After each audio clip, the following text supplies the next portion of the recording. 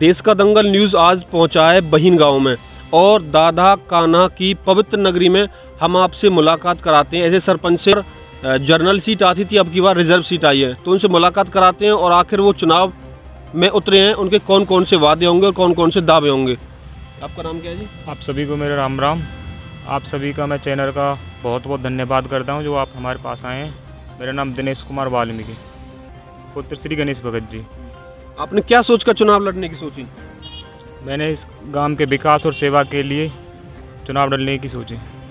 गांव के प्रत्याशियों से आप कैसे वोट मांगते हैं? आपको आखिर क्यों वोट दें वो? इनसे हाथ जोड़ के विनती करके वोट मांगने की अपील करता हूं और गांव को विकास को लेकर चलूँगा, बस यही अपील करता हूं। अभी तक कितना विकास अधूरा पड़ा हुआ आपके गाँव में? अभी तो गांव में काम भी बहुत रह रहे हैं जिस पे मैं कोई अभी टिप्पणी नहीं कर सकता। आप अगर जीत कर आते तो क्या क्या काम कराएंगे? अगर मुझे ग्रामवासी सेवा का मौका देते और मुझे जिताते हैं तो मैं गांव में बहुत काम करूंगा। जैसे कि गांव के मुख्य गांव में स्टेडियम होना चाहिए, पार्क होना चाहिए, महिलाओं की सुरक्षा के लिए CCTV कैमरे होने चाहिए, गांव की कच्ची सड़कों को पक्का करवाया जाएगा, गांव में पानी की व्यवस्था करवाई जाएगी और गांव में स्ट्रीट लाइटें की प्रबंध किया जाएगा और गांव में साफ़ सफाई पर भी सरकार को दिलवाएगी। आप अपनी जीत को लेकर कितने आश्वस्त हैं? अभी इस चीज़ पर मैं कोई भी बात नहीं कर सकता, वो तो ग्राम बस्ती के ऊपर है जी। आपके गांव में कितने कैंडिडेट खड़े हुए हैं? 14 कैंडिडेट हैं जी। आपको लगता है 25 तारीख को आप जीत पाएंगे? ये तो कोई अभी का कोई चांस नहीं है, तो ग्राम बस्ती के ऊपर है जी। आपका नाम जी? मेरा नाम संदीप रावत है। मैं गांव बहीन का निवासी हूं। मैं पेशे से किसान हूं। किसान भूमि में ही मैंने जन्म लिया है। हमारे जो दिनेश भाई ने अभी आपसे कई बातें कही, अभी दिनेश की जो उम्र है वो बहुत कम है, 21 साल का लड़का है, नौजवान है, MA B.Ed है, पढ़ा लिखा है। इसके दिमाग में बहुत सारी स्कीम है, बहुत सारी पॉलिसी है, लेकिन मीडिया के सामने अभी ये बताने में सक्षम नहीं है, क्योंकि इसे अंदाज़ा नहीं है कि मीडिया के सामने किस तरह बोला जाता है, क्या कहा जाता है। तो धीरे धीरे टाइम जैसे गुजरता जाएगा वैसे वैसे लोग बताते जाएंगे। तो एक लंबी फहरिस्त है हमारे पास जो गाँव में हमें विकास कार्य करने हैं उनके लिए। तो वो लिस्ट बनाई है दिनेश भाई ने, लेकिन वो ड्यूटी उन्होंने लगाई थी कि भैया ये आपको पढ़ के बतानी है। तो पहले नंबर की जो स्कीम है, गांव का जो हमारा मजदूर वर्ग है, चाहे वो बिजली का हो, PWD का हो, इलेक्ट्रीशियन हो, हम गांव में इस तरह की व्यवस्था करेंगे। दिनेश जी का ये कहना है कि इस तरह की व्यवस्था करेंगे कि जो गांव के मजदूरों को गांव में ही रोजगार मिल सके। जैसे कि स्ट्रीट लाइट लगा दी गांव में 10, तो उनको अपडेट करने के लिए, एज ए कंट्रोल करने के लिए, चालू करने के लिए, देख रेख करने के लिए तो कर्मचारी व्यवस्था होगी। करीब 15 से 20 हमारे जो इलेक्ट्रीशियन है, हमारे मजदूर भाई हैं, उनको रोजगार मिल जाएगा। दूसरे नंबर पे है गांव से बाहर कि किसी भी आदमी को किसी भी प्रकार का कोई जमीन भूमि का पट्टा नहीं दिया जाएगा, ना जोहड़ दी जाएंगी। सारी जोहड़ है, सारी जमीन के पट्टा खेती करने के लिए गांव के लोगों को दिया जाएगा, जिससे उनका रोजगार ज़्यादा से ज़्यादा बढ़ सके, उनकी आमदनी में हम इजाफा कर सके। गांव में करीब 278 BPL कार्ड है हमारे गांव में, और 278 में से मेरे हिसाब से 70 आदमी ऐसे हैं जिन्हें आज तक मकान, जो डॉक्टर भीमराव अंबेडकर मकान नवीकरण योजना है, उसका लाभ नहीं मिला है। तो दिनेश जी का ये वादा है कि जैसे ही अगर बस्ती माता, राम और गांव जैसे ही हमें चुन के भेजते हैं, सबसे पहले हमारे जो BPL कार्ड होल्डर्स हैं उनके लिए सरकार से मिलने वाली 1 लाख रुपए की मकान नवीनीकरण योजना के तहत दिलवाए जाएंगे। इसके अलावा हमारे गांव में जितने भी योग्य बुढ़ापा पेंशन, विकलांग पेंशन, विधवा पेंशन या फाइनेंशियल असिस्टेंट पेंशन या बोना पेंशन, किन्नर पेंशन, जितनी भी प्रकार की पेंशन है, उन्हें सरकार से दिलवाने में और बनवाने में हम उनकी कदम दर कदम मदद करेंगे। यहाँ से लेके प्रशासन तक हम उनके लिए जाएंगे और ज़्यादा से ज़्यादा अपने गांव में पेंशन बनवाने का कार्य करेंगे। नंबर 5 पे गवर्नमेंट की तरफ से, सेंट्रल गवर्नमेंट का प्रोजेक्ट है मनरेगा स्कीम, जिसके तहत गांव के मजदूर वर्ग को 100 दिन का रोजगार दिया जाता है। 300 रुपये पर डे की उसमें झाड़ी है। अगर हम अपने गांव में 100 मजदूरों को भी जोड़ते हैं तो 100 परिवारों का हम उत्थान कर देंगे। अपने गांव के ज़्यादा से ज़्यादा मजदूर वर्ग को, किसान भाइयों को मनरेगा स्कीम से हम जोड़ने का काम करेंगे। इसके अलावा गांव के जितने भी मजदूर हैं, चिनाई मिस्त्री हैं, पुताई करने वाले हैं, बिजली का काम करने वाले हैं, खाती का काम करने वाले हैं, फिटिंग का काम करने वाले हैं आदि सभी को हम लेबर डिपार्टमेंट से कनेक्ट करेंगे। लेबर डिपार्टमेंट से मिलने वाले बेनिफिट जैसे बेटी की शादी में कन्यादान, मकान बनाने के लिए पैसा, बच्चों की पढ़ाई का पैसा, उसमें 38 तरह की स्कीम है, उन्हें भी हम दिलवाने का काम करेंगे। दिनेश भाई का वादा है गांव के लोगों से, गांव के सभी कोनों पर बड़े बड़े बारात घर, जैसा बारात घर अभी हमारे गांव में बड़े बस स्टैंड पे बना हुआ है, गांव के लोगों के पास शादी करने के लिए, प्रोग्राम करने के लिए जगह बहुत कम है, उसकी वह पंचायत जमीन हमारे पास है। उसके तहत हम हर एक गांव के कोने पे 8 से 10 बारात घर बनवाने का कार्य करेंगे पूरे गांव में, चारों तरफ। गांव बहीन में जो गौशाला है हमारी, उसमें लगभग 1600 गौ माता हमारी रहती हैं। उन 1600 गौ माता की देखरेख बहुत अच्छे ढंग से हो रही है। फिर भी आप गांव की तरफ से, बिरादरी की तरफ से, राम की तरफ से 50 एकड़ जमीन हम गौशाला में और लगवाएंगे। गांव बहीन के कुंडा आश्रम के पास कुछ जमीन है, वो वन विभाग के पास चली गई है। कोर्ट के माध्यम से हम कोशिश करेंगे उस जमीन को गांव पंचायत में वापस लाया जाए, जिससे लोगों के खेती का कार्य और बढ़ सके। इसके साथ गांव में करीब पढ़े लिखे जो हमारे बेरोजगार नवयुवक भाई हैं, इलेक्ट्रीशियन है, स्ट्रीट लाइट लगाकर उन्हें इलेक्ट्रीशियन का काम दिया जाएगा। हमारे जो मजदूर वर्ग है, सफाई करने वाले हैं, हमारे गांव में 20 वार्ड हैं, उन 20 वार्डों में सभी में एक एक सफाई कर्मचारी पंचायत की तरफ से नियुक्त किया जाएगा। करीब 20 सफाई कर्मचारी को रोजगार मिल गया। उनके ऊपर 2 सुपरवाइजर नियुक्त करेंगे जो सफाई की देखरेख कर सके। इलेक्ट्रीशियन की हम भर्ती करेंगे। एक कंट्रोल सेंटर हम गांव में बनवाएंगे। उस कंट्रोल सेंटर में गांव की कोई भी कंप्लेंट होगी 24 घंटे के भीतर उस कंप्लेंट, जैसे कि सफाई की, नाली की, या दुकान की, चौकीदारी की, या किसी का भी कोई सरकारी डॉक्यूमेंट्स बनाने की, उनमें हम ज़्यादा से ज़्यादा कंट्रोल सेंटर के माध्यम से हम कोशिश करेंगे। इसके अलावा हमारे पास हमारे गांव की जो आबादी है वो करीब 15 से 16 हज़ार है लगभग, नरेश जी।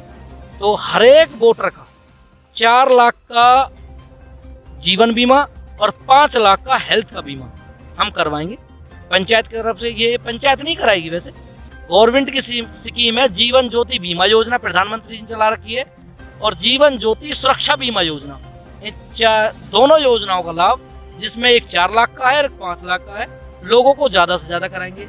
जितने भी वोटर हैं जिनकी उम्र 18 साल से ऊपर है, पूरे गांव को हम कवर करेंगे इस स्कीम में। इसके अलावा जितने भी हमारे गांव के एंट्री पॉइंट्स हैं, उन पर सभी पे एक एक गेट, बड़ा गेट, और उस पर चौकीदार की व्यवस्था करेंगे, जिससे गांव में रात में होने वाले गलत काम, जैसे कि चोरी है, चकारी है, पशुओं की है, या किसी शरारती तत्व की गांव में एंट्री है, उसको रोकने की भी हम व्यवस्था करेंगे।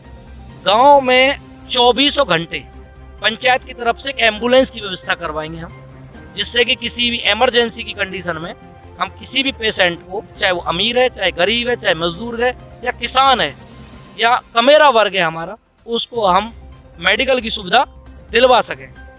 इसके अलावा हम अपने गांव में करीब करीब, जहां तक मेरा दिनेश भाई का अंदाजा है, उन्हीं के कार्य उन्होंने लिख के दिए हैं मुझे, करीब करीब 200 बेरोजगार युवकों को हम नौकरी दिलवाने का काम करेंगे।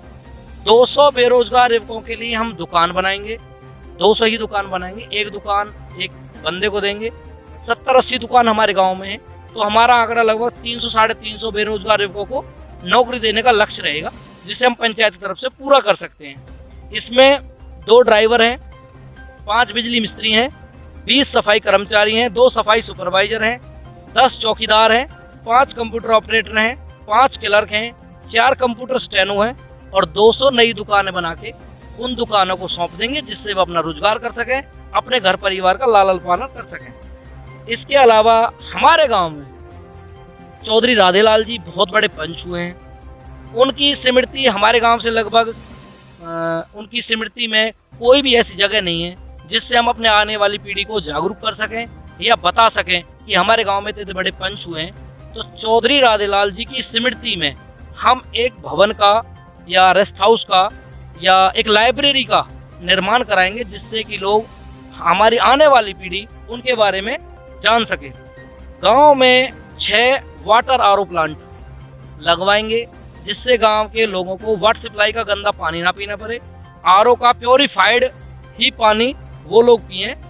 गांव में 24 घंटे फ्री वाईफाई की व्यवस्था कराएंगे, जिससे कि हमारे जो नवयुवक हैं, जो कोचिंग्स ले रहे हैं, स्कूलों की पढ़ाई कर रहे हैं, उनको नेट के लिए पैसे खर्चना पड़े और उसके लिए पंचायत व्यवस्था करेगी। गांव में औरतों, जो हमारी बहन हैं, जो हमारी बेटी हैं, जो हमारी माताएं हैं, जो हमारी भाभी हैं, चाची काकी ताई हैं, उनके लिए सिलाई सेंटर की व्यवस्था करेंगे, जिससे कि उन्हें आने वाले टाइम में सिलाई सेंटर की मदद से रोजगार मिल सके। और जो हमारी माताएं हैं, उन्हें डिलीवरी के टाइम बड़ी दिक्कत आती है। हमारे गांव में डिलीवरी की सुविधा नहीं है। गवर्नमेंट की तरफ से, पंचायत की तरफ से हम रिक्वेस्ट भेजेंगे और रिक्वेस्ट भेज के हम उन पर डिलीवरी हट अपने गांव में स्थापित करवाने की कोशिश करेंगे। इसके अलावा हमारे गांव में जितनी भी जाति हैं, कोई भी जाति है, 36 बिरादरी, जितनी भी हमारे गांव में चौपालें हैं, सभी की रंग रोगन, पुताई, देख रेख, हर एक चौपाल पे एक एक हुक्का, 4-4 माछे, सभी में 4-4 पंखे, और वहाँ पे एक वाटर आरओ प्लांट के लिए हम लगवाएंगे आने वाले टाइम में, अगर राम और गांव हमें मौका देता है तो। गांव में हमारे जितने भी युवा साथी हैं, उन्हें खेलने के लिए बाहर जाना पड़ता है, रोड पे रेस लगाते हैं, कई हमारे यहाँ पे हादसे भी हो चुके हैं नरेश जी इसी मामले में। तो उनके लिए अभी दिनेश भाई ने पहले बताया था, उनके लिए हम स्टेडियम की व्यवस्था, हमारे गांव में पंचायत की करीब 1200 एकड़ जमीन पड़ी हुई है, उसमें हम 8 से 10 एकड़ में एक खेल स्टेडियम बनवाएंगे, जिससे कि हमारे नवयुवक, हमारे बुजुर्ग, हमारी माताएं, हमारी बहन, हमारी बेटी उसमें प्रैक्टिस कर सकें और आने वाले टाइम में वो खेलों में ऊंचे मुकाम हासिल कर सकें।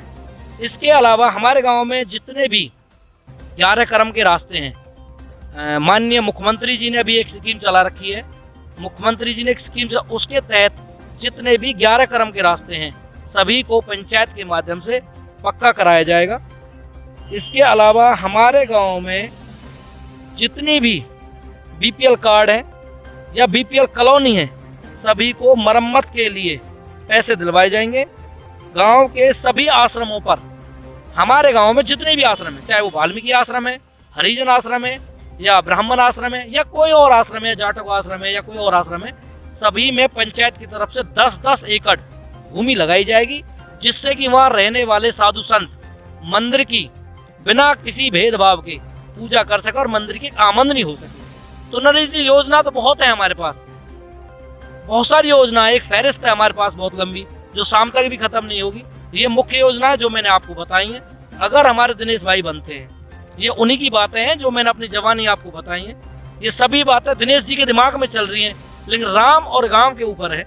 अगर राम और गांव मौका देते हैं, वैसे हमारी बस्ती माता का पूरा आशीर्वाद है और हम उम्मीद भी करते हैं कि 25 तारीख की शाम एक बहुत सुनहरी शाम होगी, जिसमें दिनेश जी के सिर पे सेहरा होगा, गांव की सरदारी का आशीर्वाद होगा और दिनेश जी हमारे सरपंच बन के आएंगे और आने वाली युवा पीढ़ी को एक नई ऊर्जा देंगे, नई शक्ति देंगे, जिससे हम गांव के लोगों का विकास कर सकें। संदीप रावत जी ने बहुत लंबा मैनिफेस्टो बना रखा है।